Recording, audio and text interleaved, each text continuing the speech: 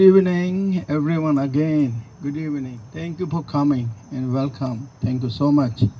I'm honored and privileged right in front of you and talking about the Tibetan culture and art.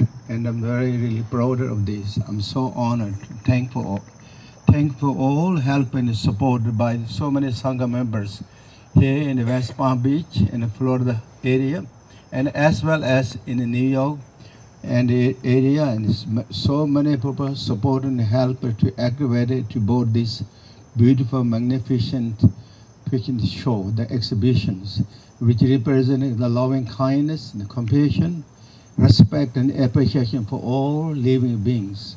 I'm so happy and really delighted with these shows.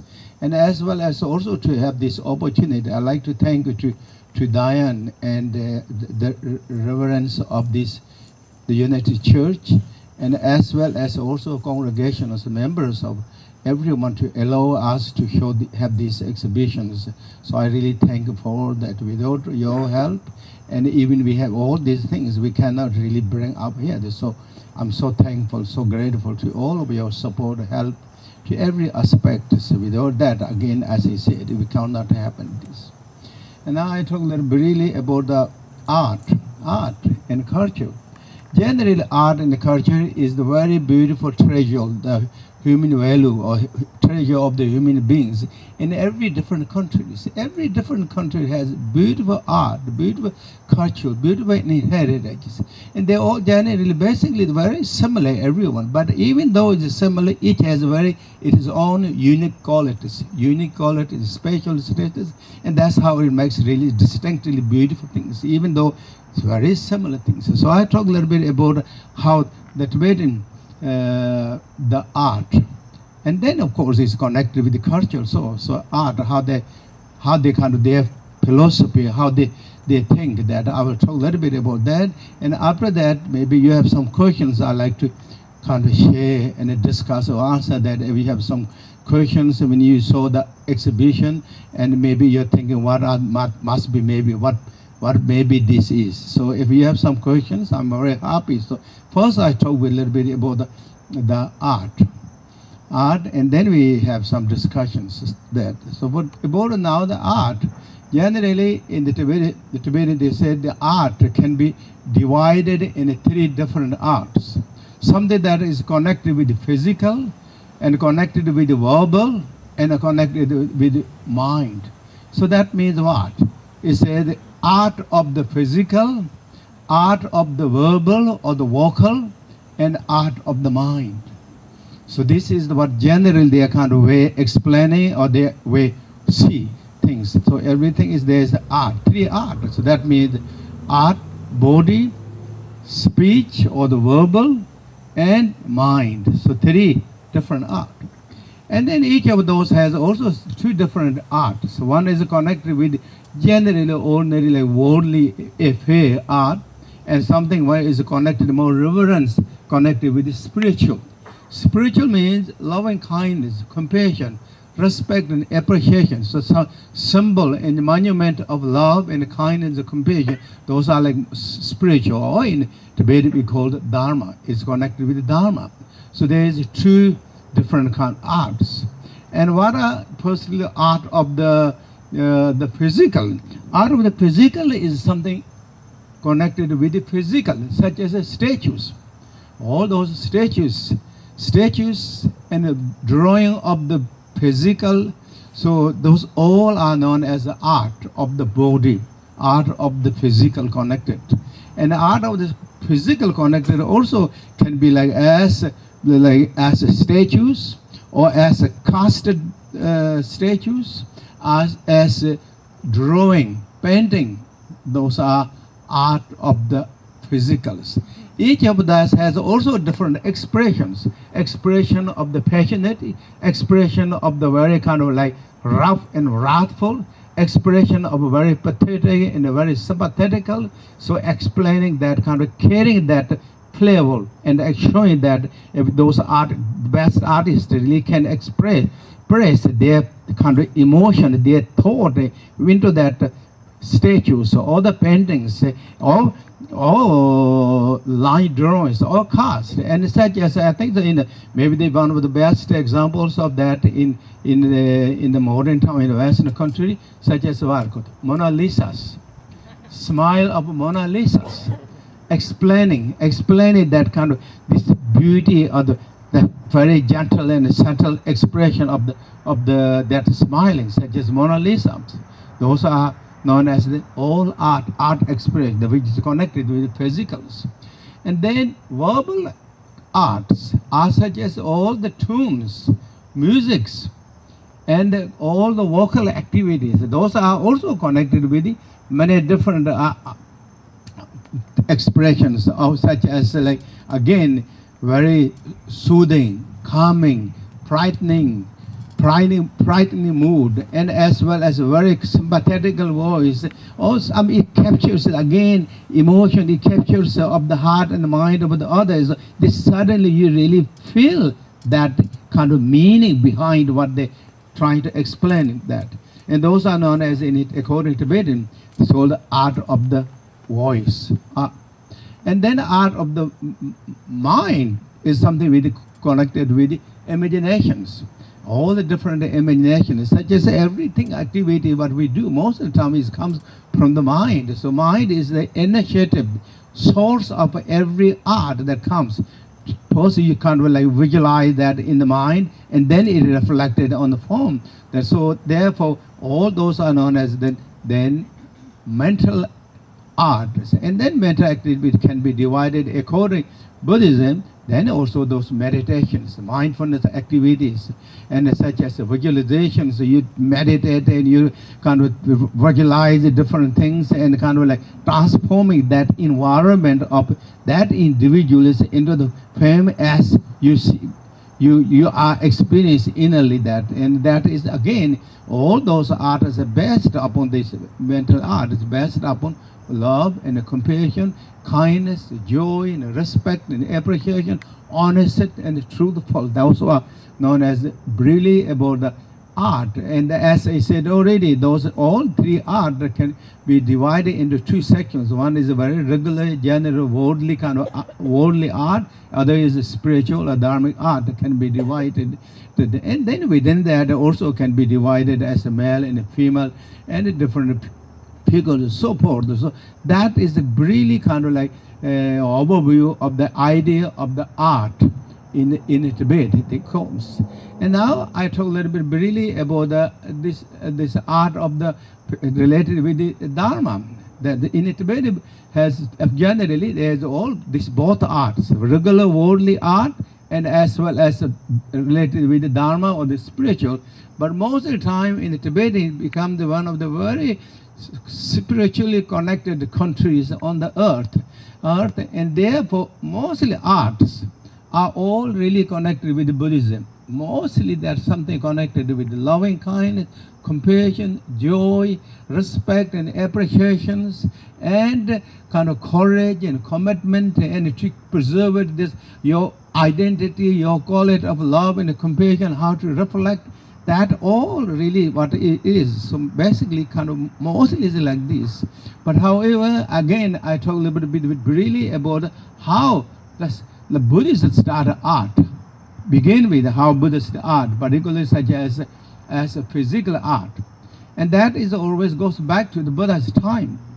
The first Buddha statues, according to Tibetan Buddhist history, it came during the Buddha's time, his lifetimes.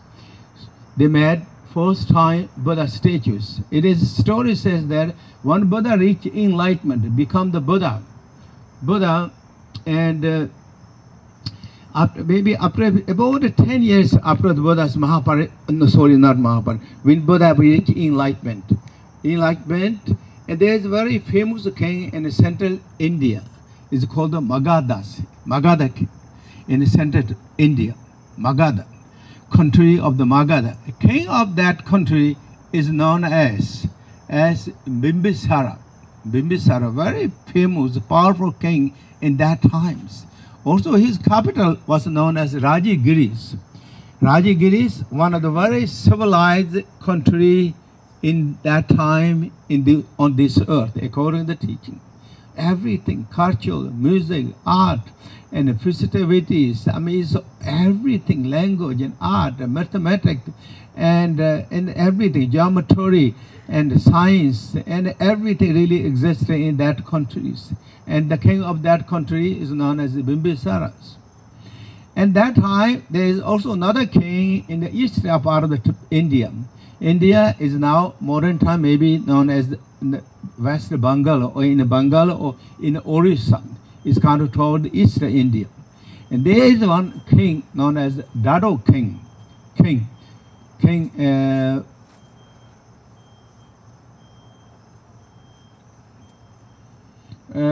Dado King is called Tengado. This King Dado and as well as Bimbisara, they become very good friends with corresponding. They never met each other, but through the corresponding, they really become one of the best friends. Each of them, they started sending best gifts to each other. It is through the messengers. This Dado King Dado sent to the Bimbisara the very precious jewel armor to king. Very beautiful. In the teaching said priceless jewel. Jewel is sent. It's armor to send.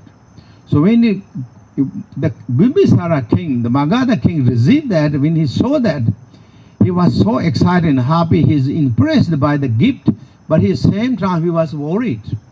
So what I can send to him, this such great king now. He sent such a priceless armor to me, or the armor, right? Armor, and I don't have any kind of gift like this. What do I do? He was kind of like very worried. And the ministers said, great king, looks like you're very worried. What's happening? And he said, because this friend, my friend sent a gift, such a great gift. These things he showed, this priceless gift, but I don't have any equivalent gift to send to him. This minister said, don't worry. I think really you send the photo or the painting of the Buddha, and ask to gracious teacher Buddha, and make that. Ask him to make that. Let him to do that painting. Painting. So then Bimbisara, he was very devoted to the Buddha, King Bimbisara, and he went to the Buddha and asked if he can make that. So then Buddha said yes. So when he started drawing the life, kind of like as drawing, in the teaching said that artists, when they were looking to the Buddha as physical, they couldn't bear because the Buddha is glowing so much, glowing, radiating, that couldn't really look directly. So they requested, please the Buddha, you come to the near the pond and reflect the image to the pond, and then from the pond then they will draw. So then that's what they did, draw the Buddha, reflection of the Buddha's body to the pond from the water, and then they draw and they made the painting. And so that represents the first time Buddha's still image in art. And then together with that, Buddha, when he finished that, also Buddha wrote some teachings explaining of the 12 interdependent links. And this is a very famous Buddhist, in Buddhist, the essential philosophy is everything is connected.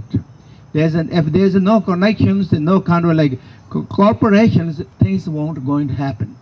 Anything you see on this earth has so many causes and so many conditions, so many different kind of like support on the front and behind.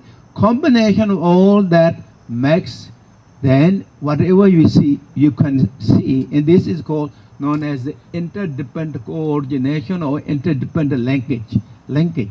And without that, there's nothing really going to see.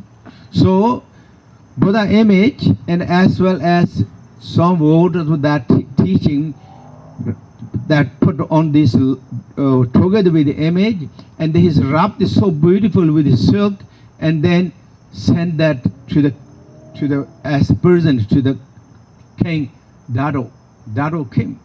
And he told the police to receive this with great honor. Honor and this. So personally, King Dado thought, what does this mean? Great honor. And he is in a way to honor to the gift. That means in a way almost kind of insulting me. Kind of he felt very upset in a way. But then second he thought, I shouldn't maybe upset. I will see what it is.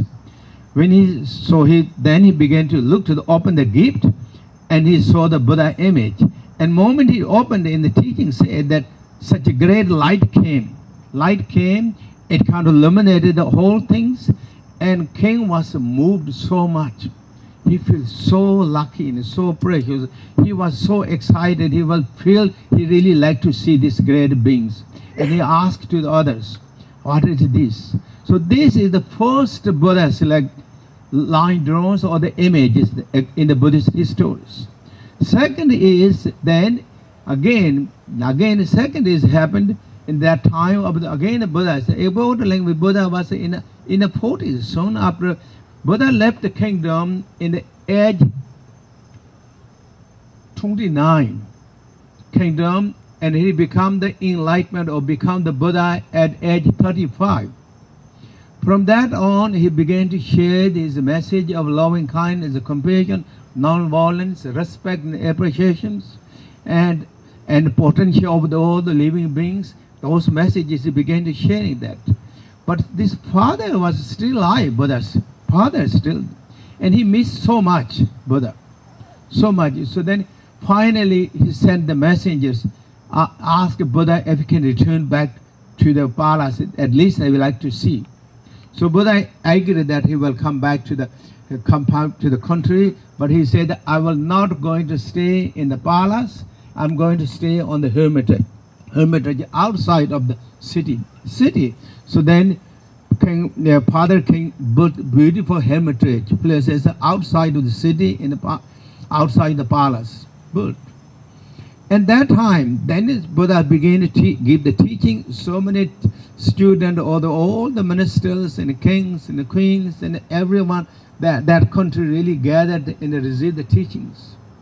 Well, the Buddha is giving the teaching. There is so many audience. Among them, quite many also beautiful young girls. Those young ladies are dressed up so beautifully, so much beautiful ornament and beautiful accessory shops. Accessories. So many beautiful accessories. And everybody, those young ladies are looking to each other's accessories and not really paying the attention to what the Buddha is talking, teachings. Everybody. And among that there is another very famous lady and the queen of the king of the Zangdim. She thought all young ladies are so excited, distracted by their own jewelry back and forth. If I wear my jewelry, they won't do this. They won't kind of like, so it completely impressed. So she thought that, and she asked her attendants, please go back to my house and get my jewelries. That attendant, young lady, was really upset. She's sending me back I'm receiving such a great teaching. How she can do this? But then she had to go. So she was left with kind of sad heart. But on the road, she started reflecting the teaching of the Buddha and what Buddha is saying, all these things with kind of very joy and appreciate the calm and peaceful. And during on that journey, she was killed by the cow. The cow who gave the baby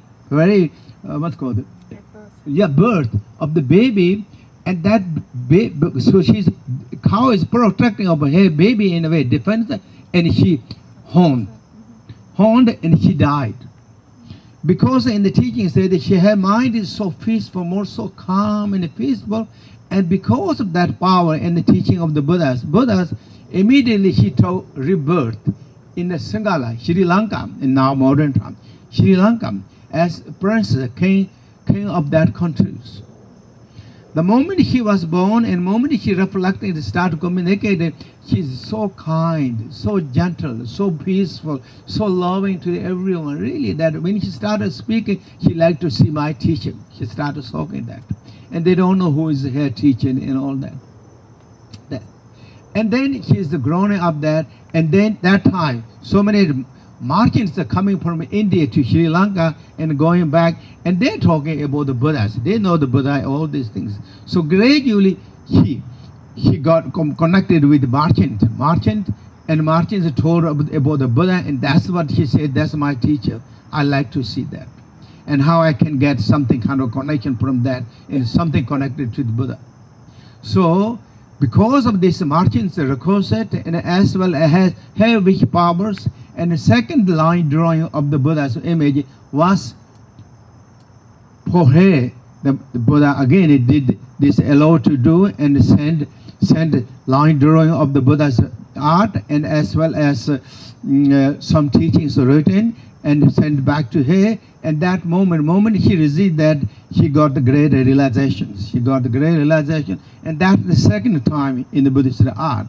And then gradually, and then Buddha statues soon after, and many times the Buddha, that according to Buddhist tradition, many monks and nuns go to the Dharma or the many Sangha or many family, many of those devoted family offer the lunch. They eat only one time lunch in a day, only one day meal. So monks and nuns, and they offer also lunch that many times traditionally. So then many times those monks and nuns comes to the lunch, and the Buddha not always coming with them, or coming them. So many of those patterns miss the Buddha having that, and they ask, please, can we make a statue of you, and put with that on this hall wherever we give the offering, the dana offerings, so where we can put the thing that you. So Buddha said yes. So then they made the statue of the Buddha. That's the kind of third times. Then they had the statue of the Buddhas. That. And then gradually, and his teaching said that even during his lifetime, and then there's many statues built by the King Indra, the god of the king of the god, very famous. He built so many statues, and those are gradually then came to the earth, and when Buddha himself blessed and went to the different places, and finally also the two of them came to Tibet is in the time of the 7th century. 7th century, so King Sungti Gampo, very famous king of Tibet, first Dharma king and the Tibetan founding father of the art and the literature and the culture. His name was Sungti Gampo. He married two princesses, one from China, one from Nepal. Both princes bought two statues of that Buddha blessed, which is central kind of pilgrim spot in Tibet from that time until now, called the Cho Rinpoches. So those are some history of how Buddha statues began to come, and as well as then art of those writing things, his messages, teaching. So my really talk about the art, and this in the church, all those many things are really connected with that, represent of those art, and so that's my really talk about the art. If you have some questions, I'm very happy to discuss.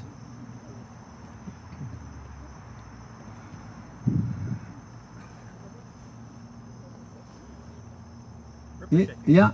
I had a question about the large crystal purba in there. What's the story with that? Where did that come from, and how did that come about? Crystal purba. The crystal purba. Yeah. This is we are again, of course, really blessed.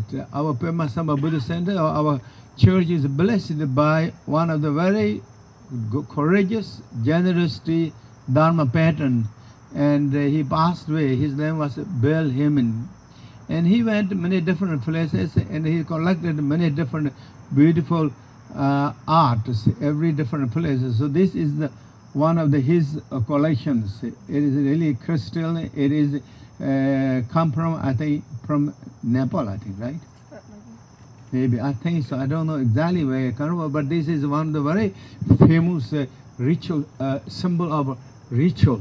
Ritual symbol is called purpa or the kalai in Sanskrit. It is symbolizing that will calm down the ego cling. In Buddhism, ego cling is one of the principal obstacles for the peace and harmony and joy. And this crystal dagger that is called the kalaya is a symbol to calm down, to pacify the power of the ego clinging, self-important and self-centered mind. That's what it is symbolized by that.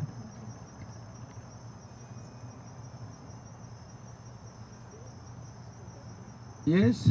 Khenpo, in most cultures, paintings are in frames, and they're solid on a wall, and you can't bend them. But the Tibetan thangkas, you can roll up. Like, how did the Tibetans conceive, make thangkas that you could roll up rather than framing paintings on the wall that you can't move? This is generally Tibet in the ancient time. Ancient time, kind of Tibet is really started with the nomadic, and also those big monasteries. Big monasteries are started with the camping. They call the camp. So therefore camp means is not really staying in one place. It's moving to places. So therefore it's kind of like in the framed is difficult to carry that. So if it's scored, then it's easy to carry. So that's how I think really it started, and then later it becomes the tradition. It become very, even they're settled, even they have the house, even they have the big monasteries and beautiful places, then even still they started doing that, and it just become as part of the traditions. And most of the time those has three kind of frames, like all, because most times broken, and three, and Buddhism, and kind of three is very important, Buddha, Dharma, Sangha, and then also symbolize the different kind of levels of the outer, inner, and secret. So those kind of the symbolizations of there's three frames, and then to cite ribbons.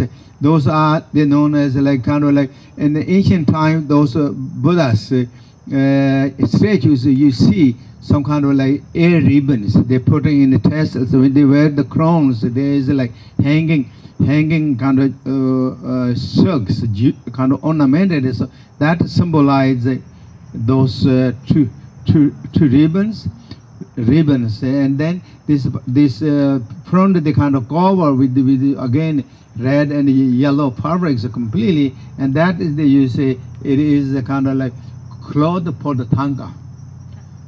It is like this robe. Those are the symbolized, but that's what it started. Yes. Is there significance with yellow and red? What? Is there significance with yellow and red in Tibetan culture all around? Yellow colors. Yeah, red and yellow culture is very popular color in the Buddhism, or at least in Tibetan Buddhism. Yeah. And the Buddha gave monks and nuns three colors, and three colors, those are known as yellow, red, and blue colors. Three colors. So in the Tibetan Buddhism adopted more red colors, and then yellow too, more red. And then in Sri Lanka and Burma or Thailand, they adopted the yellow colors, kind of more that.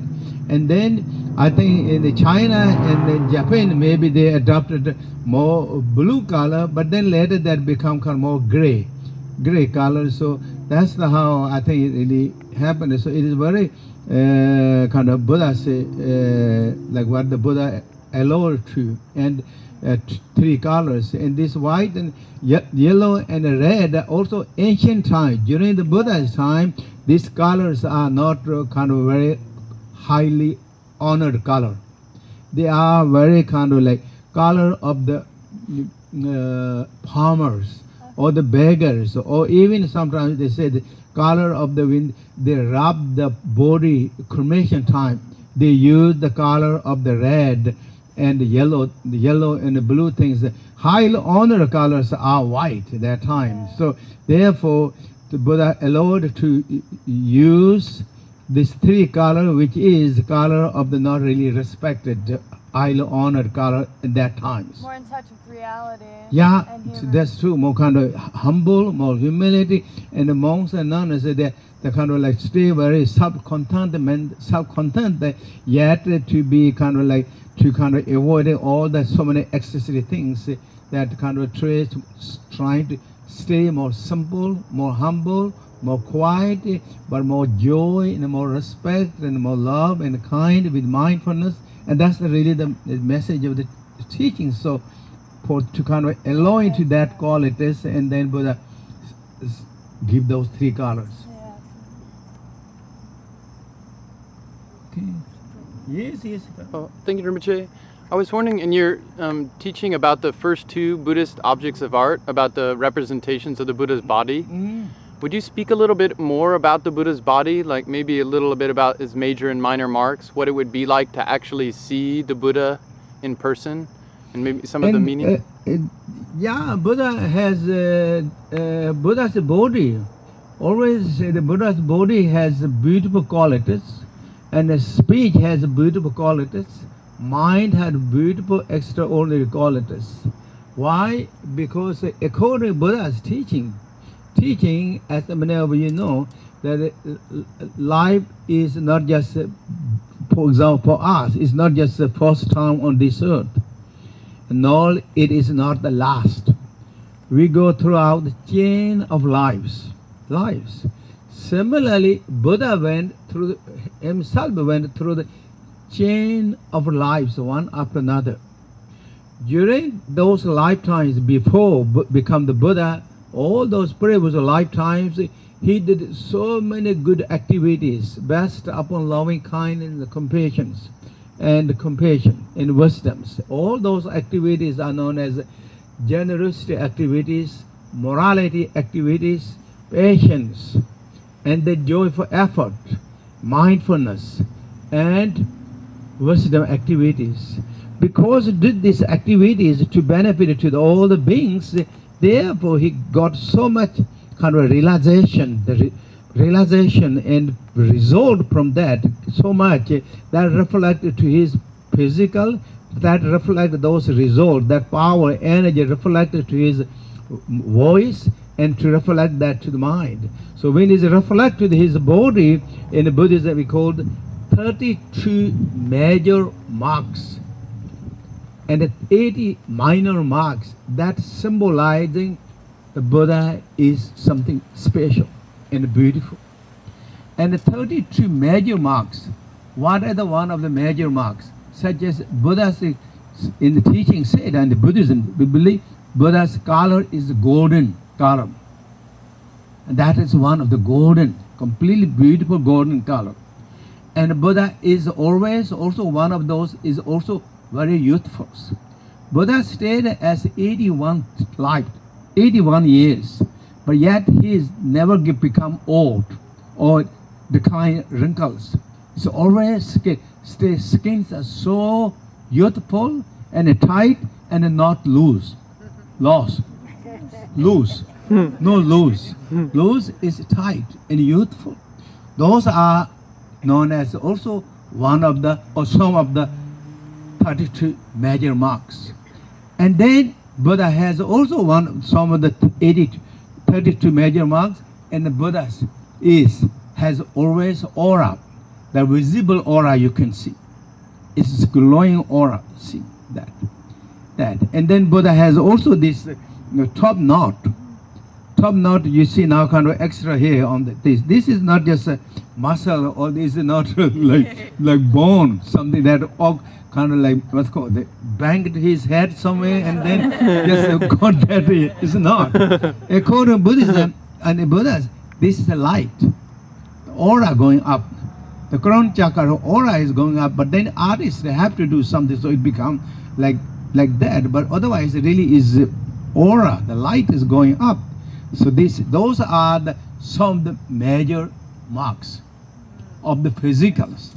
And major marks of the speech, his voice are, Buddha's voice is always soothing, calming, uplifting. And Buddha's voice is also timely spoken, exactly as needed, not too much up, not too much down, exactly as needed, exactly suit with that individuals. And Buddha's talk has also no distance. Whether you are in close or whether you're far distant, voice reach the exactly same level, to not sharp, to not so low. Just those are, and then Buddha's voice, of course, is always true and honest and respect, appreciation, as I said, uplifting, encouragement to wake up your own potentials, your own nature, your own beauty. So it's really uplifting, lifting, and Buddha's voice is also equal. That to everyone, nature is the same. It's not just kind of like, it is not kind of like owned by some selected groups. Nature is equal to every living beings. So those are known as some qualities of the voice, major marks. And then mind's major mark is loving kindness, compassion, wisdom, kindness. Has no difference between at all to every living being. Whether you know Buddha or whether you don't know Buddha, this love and compassion and is equal to everyone, as like sunlight shine in the sky. So that has no distinction at all. Wherever the opportunity, wherever that circumstance, there is sunlight comes. And the same way, that's what teaching said. So those are really the quality of the Buddha's the major marks. Then Buddha's also then some minor marks. Buddha is never sweating. Buddha never sweats. The other never sweats, and the Buddha never smells the what's called odors, smells. And Buddha is also clothed according to teaching. Clothes is always not also touching exactly the physical kind of. Always there is a little space there, so air moves like this, and those are known. And then also Buddha's nail is always like pink, as like copper colors, and very what's called lips are red, very nice, perfectly red, and all. And Buddha is also not too skinny, not too chubby. Not too chubby, just right. All those are known as the minor marks, and so all together, major and minor marks in the teaching said 112 major mark and minor marks together. And he has also blue eye. Buddha is the blue eye, and that is the major marks. One of the major marks, Buddha's eyes is really blue or turquoise eyes. Turquoise eyes. Okay, thank you. Thank you.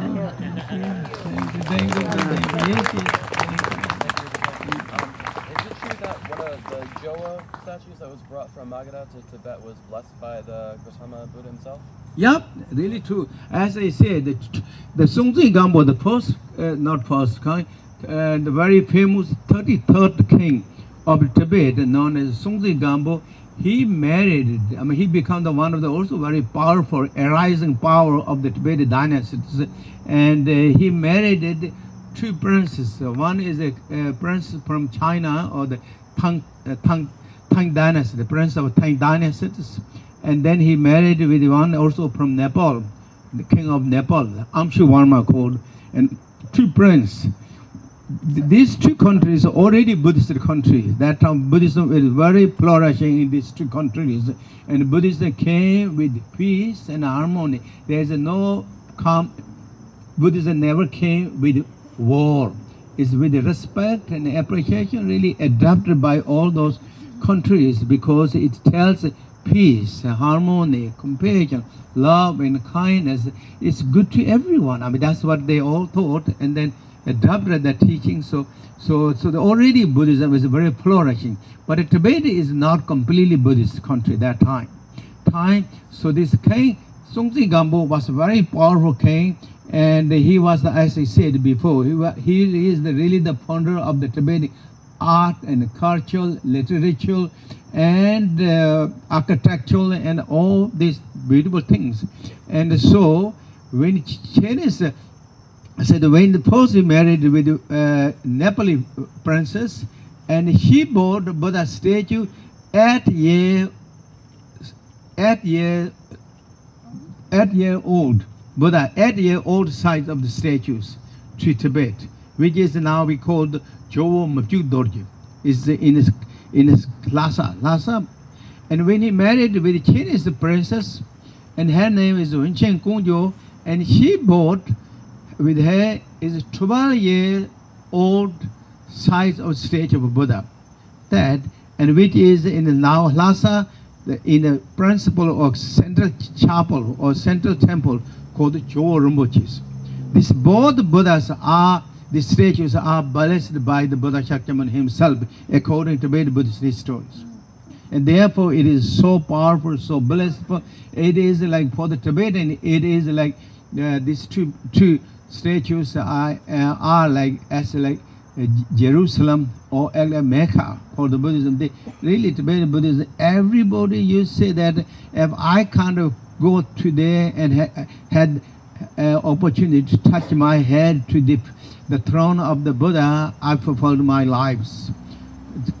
For you say that. So even far east corner of the Tibet and the north and everywhere, really they go pilgrimage to see that. And then of course, as well as many other in the area, very blessed. Okay, thank you everyone. Thank you, okay, thank you so much. Thank you everyone. Thank you.